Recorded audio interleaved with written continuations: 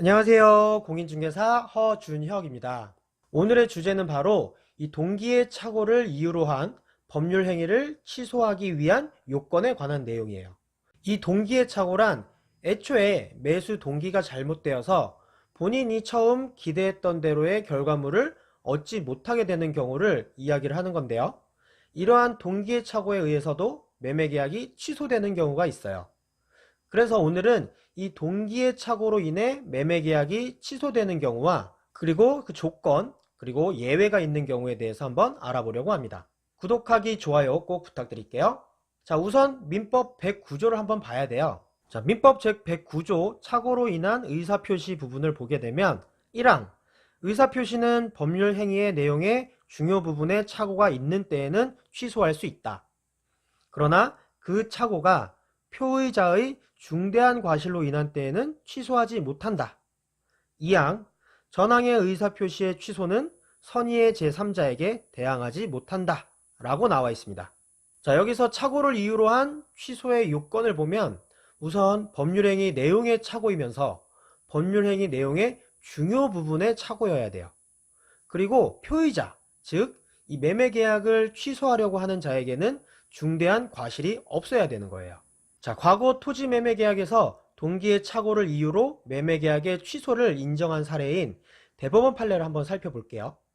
토지를 매수한 매수인은 매매 대상 토지 중에 약 20평에서 30평가량만 도로에 편입될 것이다 라는 중개인의 말을 믿고 그 땅에 주택을 신축하기 위해서 토지를 매수를 했어요.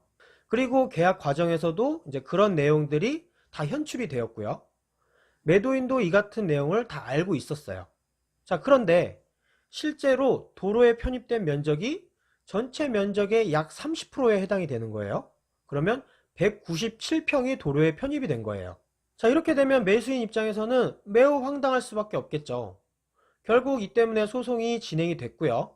자, 원심에서는 매매계약 체결 당시에 중개인들이 약 20평에서 30평 정도만 도로에 편입될 것이다 라고 해서 원고는 그런 줄 알고 토지를 매수를 했고, 이런 점들이 모두 계약 체결 과정에서 현출되어서 매도인과 매수인 모두 이를 알고 있었던 사정이라고 보여지는 점과, 그리고 실제 도로 때문에 고양시 소유로 편입된 면적이 전체 면적의 30%에 해당하는 197평이나 된 거잖아요. 그래서 남은 토지만으로는 매수인이 매매계약을 체결한 목적을 달성할 수 없다 라고 보고 착오를 이유로 매매계약을 취소했다고 인정을 했고, 대법원에서는 원심의 이 사실 인정은 정당하다 라고 보았습니다. 이에 대해 매도인은 또 이런 주장을 해요. 토지 중 일부가 도로로 편입될 부분이 있다는 사실을 이미 알고 있었고, 도로 편입 부분이 표시된 이 사건 토지를 직접 살펴보았기 때문에 매수인이 조금만 주의를 기울였다면 그 편입 부분을 쉽게 알 수 있었음에도 이를 제대로 확인하지 않은 것은 매수인의 중대한 과실로 인한 착오이기 때문에 매매계약을 취소할 수 없다 라고 주장을 한 거예요. 하지만 대법원은 중대한 과실에 대해서 다음과 같이 판단을 했습니다.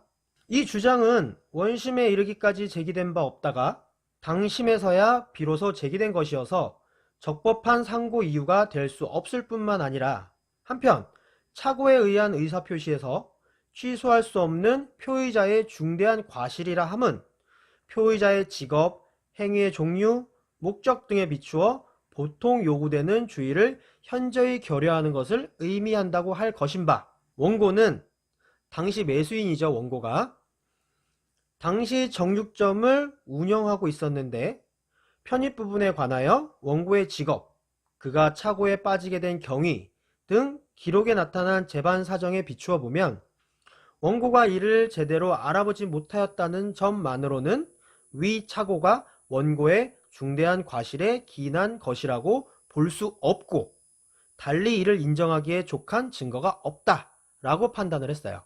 그러면서 상고를 기각했습니다. 결국 동기의 착오를 이유로 매매계약의 취소를 인정한 사례인 거죠.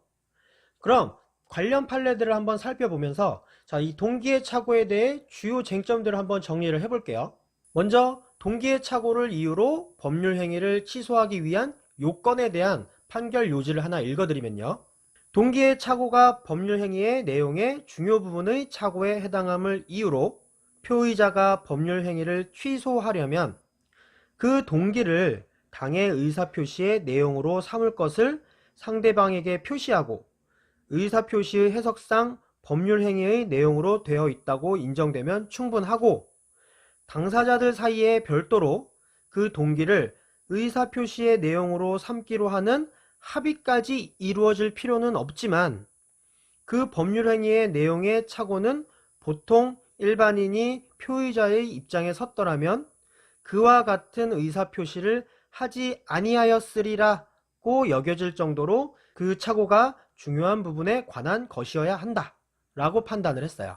자, 그리고 상대방에 의해서 유발된 동기의 착오를 인정한 사례를 한번 볼게요. 귀속재산이 아닌데도 공무원이 귀속재산이라고 하여서 토지를 국가에 증여한 경우, 여기에 해당이 되고요. 또 공무원의 법령 오해로 토지를 국가에 증여하게 된 경우, 세 번째는 채무자가 과거 연체가 없었다는 채권자의 진술을 믿고 신용보증기금이 신용보증을 선 경우, 이 경우에는 동기의 착오를 이유로 한 취소를 인정을 하고 있습니다. 자, 그러면 중요 부분에 관한 착오에 대한 대법원 판례 내용을 한번 볼게요. 토지의 경계에 관한 착오는 일단 법률행위의 중요 부분에 관한 착오로 판단을 했어요.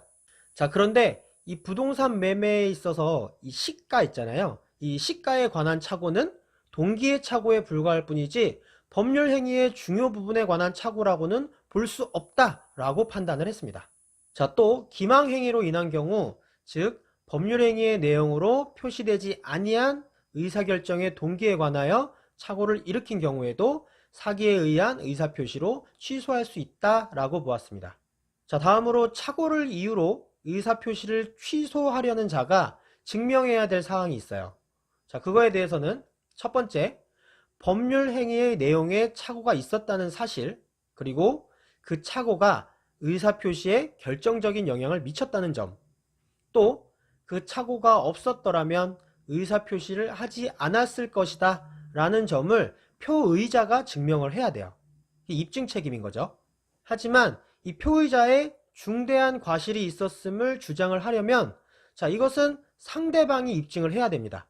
그러니까 매매계약이 취소되는 것을 막으려고 하는 상대방이 표의자의 중대한 과실이 있었음을 입증을 해야 된다는 거죠. 자, 오늘은 이렇게 동기의 착오를 이유로 해서도 매매계약을 취소할 수 있다라는 내용을 한번 알아보았습니다. 자, 매수인이나 매도인이나 특히 공인중개사는 더더욱이 이 거래 대상 부동산에 대해서 좀 더 철저히 확인을 하고 이러한 동기의 착오 등의 문제가 발생하지 않도록 해야 되겠죠. 자, 오늘 영상은 여기까지고요. 저는 다음 영상으로 돌아오도록 하겠습니다. 구독하기, 좋아요 부탁드릴게요. 감사합니다.